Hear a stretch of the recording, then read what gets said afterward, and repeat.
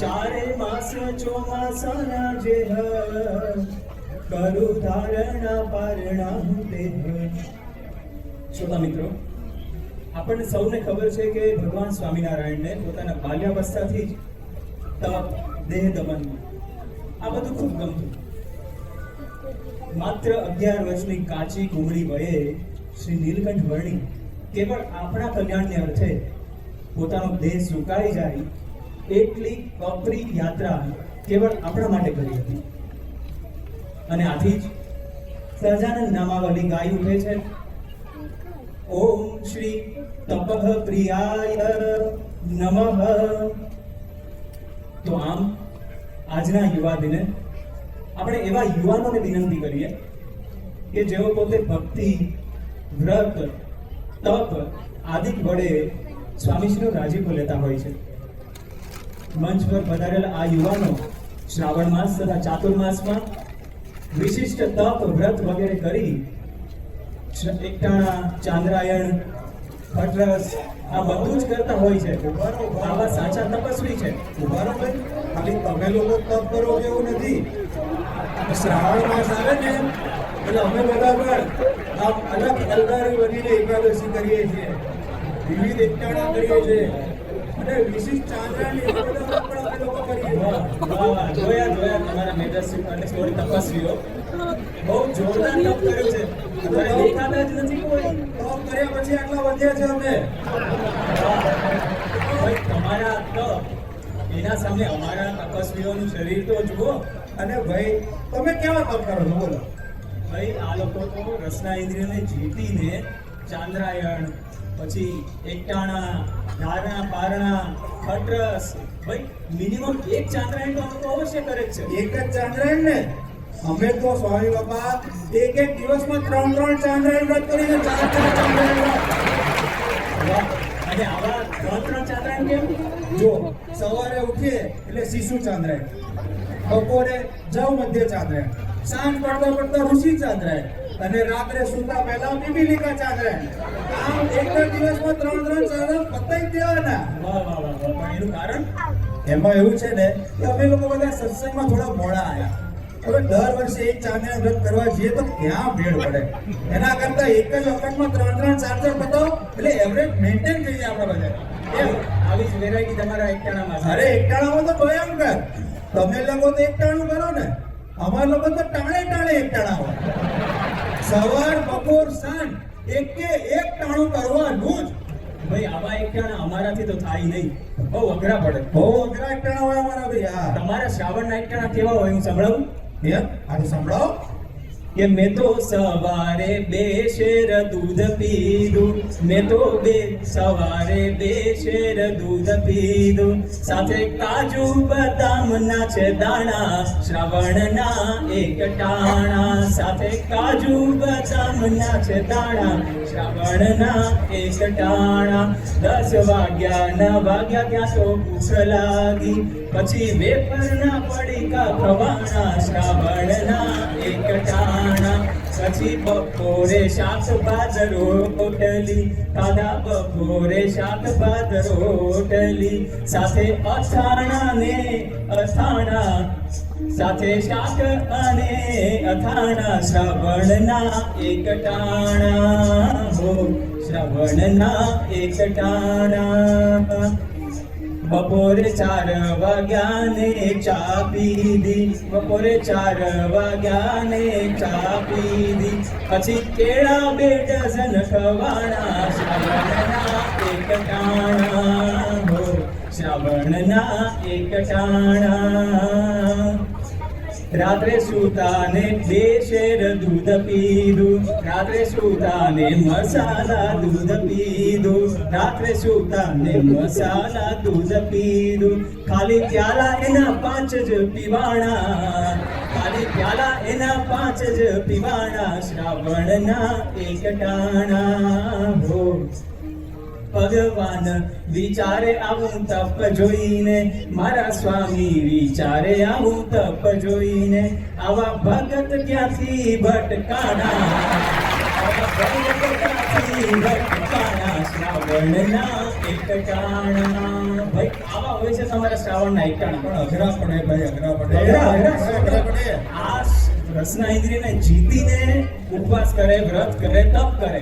આ લોકો તો રસના ઇન્દ્રિયને સાથે રાખીને ઉપવાસ કરે, એટલે અઘરા તો પડવાના જ ને ભાઈ.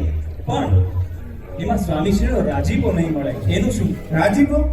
આ સ્વામીશ્રીના રાજીપા વગર આ બધું થોડું ફૂલ્યું ફાલ્યું છે ભાઈ. તો હવે હજી કેટલો રાજીપો જોઈએ ભાઈ? આટલો બધો રાજીપો તો છે. તો ચાલો આપણે ભાઈ મુકાબલો કરીએ. મુકાબલો? ભાઈ મુકાબલો બરાબરીનો હોય. ત્યાં તમે લોકો ને ત્યાં અમે લોકો.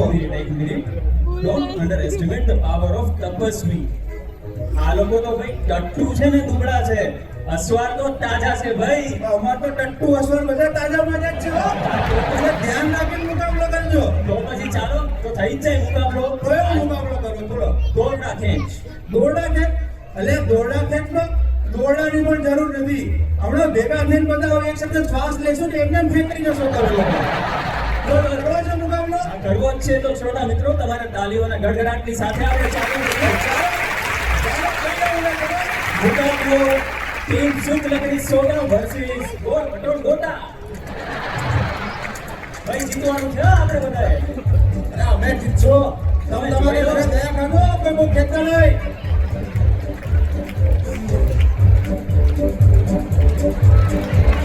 અરે જોજો યાર, ગોળ ભટોળ ગોટાઓ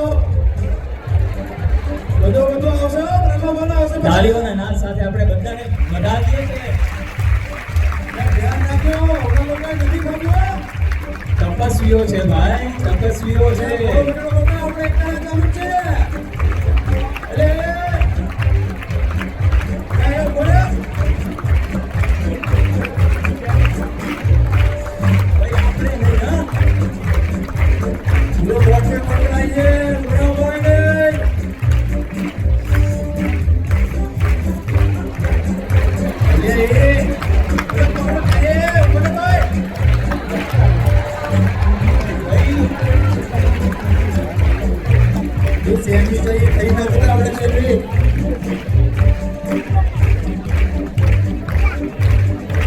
હવે જાઓ જાઓ જાઓ જાઓ. અરે વાહ, આ તમારા તપસ્વીઓ.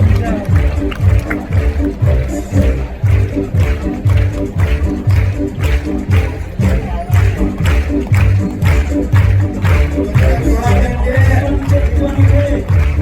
એ જો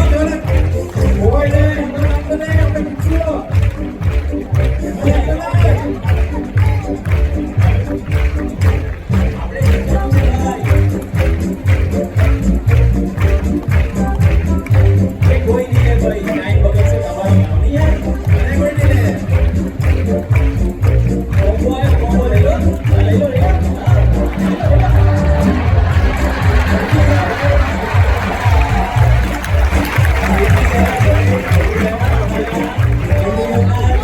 લો. જીતી ગયા છે ભાઈ. હશે ભાઈ, આ તો શું થોડું નાનું મોટું 2-3 કલાકની પ્રેક્ટિસ કરતા એટલે થઈ જાય બધું. મૂક્યા ત્યાં નતા. આ સાચા તપસ્વીઓ હતા, સાચા શૂરવીરો હતા, એટલે જીતી ગયા છે. તપસ્વી તો અમે સાચા જ છીએ ભાઈ હો. તમે આ દૈહિક તપ કરવામાં તમારી આ લડની જીભને કાબૂમાં ન રાખી શક્યા, તો હવે આંતરિક અને માનસિક તપ કરવાનું આવશે ત્યારે તો તમે શું કરશો ભાઈ? એટલે પાછું આંતરિક તપ, માનસિક તપ, એમાં વળી શું કરવાનું? જો જેમાં દૈહિક તપ છે એ રીતે આંતરિક અને માનસિક તપ. દૈહિક તપથી દેહનું સુખ વધે, દેહને આરામ મળે. એ રીતે આંતરિક તપથી અંતર સુખી થાય, માનસિક તપથી મન સુખી થાય, તો આપણે જગત જીતી શકીએ. પણ એના તમે કરવાનું શું આંતરિક તપમાં?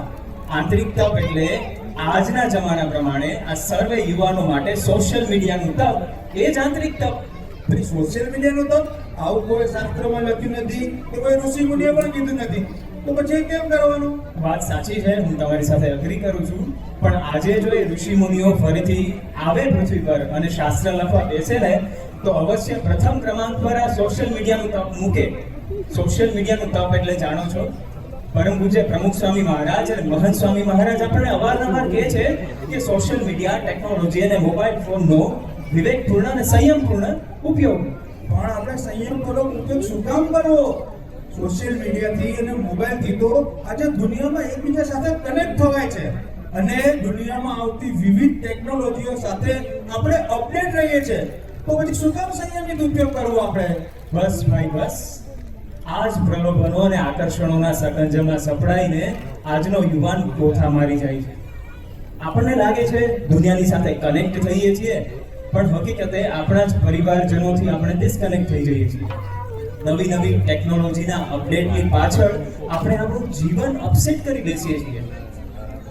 ભાઈ, આ જે ટેકનોલોજી છે, મોબાઈલ છે, એના કેટલા બધા રૂપ છે. એનું દેખાય છે સોહામણું રૂપ, પણ એનું બિહામણું રૂપ કોઈએ જોયું નથી, જે આજે આપણે જોઈશું. આ બિહામણા રૂપની પાછળની કહાની, એના સકંજામાં સન્નેવાયેલો યુવાન પોતાના ફેસબુકને લીધે સમય બરબાદ થઈ જાય છે, પરંતુ એ જાગી નથી શકતો. સ્નેપચેટની અંદર પોતાના આંતરિક વિચારો કલુષિત થઈ જાય છે, પોતે જાગી નથી શકતો. આવી જ રીતે ઓટીટી પ્લેટફોર્મ્સ અને ઇન્સ્ટાગ્રામના રીલ્સની વળગણમાં અને વળગણમાં યુવાન ક્યારે ફોલ થઈ જાય છે એ પણ ખબર નથી પડતી દોસ્ત. અને આ તમામ સોશિયલ મીડિયા અને આવા બધા એપ્લિકેશન્સની અંદર યુવાન પોતાની જાતને ભૂલી જાય છે, પોતાના કુટુંબ પરિવારને ભૂલી જાય છે, પોતાનું અસ્તિત્વ ભૂલી જાય છે. અને આ Instagram, Facebook, Snapchat, Twitter, WhatsApp આ બધું બાકી હતું તો છેલ્લે ઓટીટીનું એવું વળગણ આવ્યું કે જેના ચકાચોંધ ચક્રાવામાંથી આજનો અભિમન્યુ આ ચક્રવ્યૂહમાંથી બહાર નથી નીકળી શકતો. તમને ખ્યાલ છે અંતે શું થાય છે? આ તમામ એપ્લિકેશન આજના યુવાનને પોતાના અજગર ભરડામાં લે ત્યારે એનું કેવું વરવું પરિણામ આવે છે તમને ખબર છે? એનો અંત શું આવે છે એ તમને ખબર છે? એનો અંત આવે છે અણધાર્યો અંત, અચાનક અંત, અત્યંત કરુણ અંત. અને આ અંતને એ યુવાન પોતે પણ નથી જોઈ શકતો. જે સત્પુરુષ આપણને દ્રષ્ટિ આપે છે, યુવાન પોતાને નથી જોઈ શકતો. આવા કરુણ અંતને આપણે નજરે નિહાળી રહ્યા છીએ.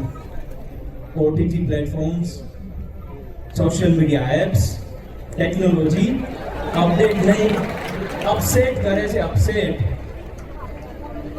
ખરેખર આ તો એવું થયું કે ભમરો એક કમળના પુષ્પ પર રસ ચૂસવા માટે બેઠો અને એ રસ ચૂસવામાં એટલો ગુમતાન થયો કે ક્યારે કમળના પુષ્પની પાંખડીઓ સાંજે પીડાઈ ગઈ એ ભમરાને ખ્યાલ જ ના રહ્યો. અને એક મદમસ્ત હાથી આવતો ગયો અને કમળના પુષ્પની સાથે સાથે ભમરાને પણ કચડી નાખ્યો, મચોરી નાખ્યો, મારી નાખ્યો. તો શું આ ભમરો આ પુષ્પમાંથી બહાર ના નીકળી શકે? કહેતા કે આજનો યુવાન આ સોશિયલ મીડિયાની ચુંગાલમાંથી બચી શકે એનો કોઈ ઉપાય નથી. ઉપાય ભાઈ સત્પુરુષોએ આપણને આપ્યો છે ને, આ સોશિયલ મીડિયાના તપનો ઉપાય. એ જ ઉત્તમ ઉપાય છે. સોશિયલ મીડિયાના તપ, સોશિયલ મીડિયા, મોબાઈલ તથા ટેકનોલોજીનો સીમિત ઉપયોગ, વિવેકપૂર્ણ ઉપયોગ. પણ એનો મતલબ આપણે સોશિયલ મીડિયા, ટેકનોલોજી, ફોન આ બધું કશું વાપરવાનું જ નહીં? ના ના ના ના, એવું નથી ભાઈ. જુઓ, તારીખ 25 ડિસેમ્બર 2025 ના રોજ આપણા ગુરુવરી સ્વયં આશીર્વચન ઉચ્ચારતા પ્રથમ જ વાક્યમાં બોલ્યા હતા ને કે આજના જમાના પ્રમાણે યુવાન મોબાઈલ વગર તો રહી જ ન શકે. તો મોબાઈલ, ટેકનોલોજી અને એપ્લિકેશન્સનો ઉપયોગ તો આપણે કરવાનો જ છે. જો આ યુવાન એ પોતે પણ ટેકનોલોજી અને મોબાઈલ યુઝ કરે જ છે, પરંતુ તેને ભરડામાં લેનાર ફેસબુક, એનાથી બગડતો સમય, એ બધાથી તેનું રક્ષણ કરે છે BAPS સંસ્થાની સ્વામિનારાયણ પ્રકાશ એપ્લિકેશન અને તેમાં પ્રકાશિત થતા ન્યૂઝ.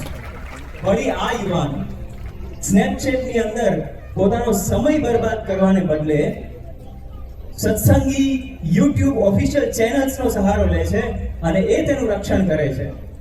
જ્યારે ઓટીટીના વળગણમાં આ યુવાન ભળતો નથી, ત્યારે BAPS ના ડિવાઇન આઈઝ જેવી અનેક પ્લેટફોર્મ્સ તેના રક્ષામાં 24 કલાક અખંડ ઊભી રહે છે. ટૂંકમાં આ યુવાનનો સમય, શક્તિ, સંસ્કાર તથા તેનું ચારિત્ર્ય તેને અખંડ 24 કલાક રક્ષા કરવા માટે આ સુદર્શન ચક્ર હર હંમેશ કાર્યરત છે. ખરેખર સોશિયલ મીડિયાનો તો આમ જુઓ તો દૈહિક તપ કરતા ઘણું અઘરું છે. દૈહિક તપમાં જેટલો ભીડો નથી પડતો એના કરતા અનેક ગણો ભીડો એ સોશિયલ મીડિયાના તપમાં પડે છે. પરંતુ એનો એક ફાયદો એ પણ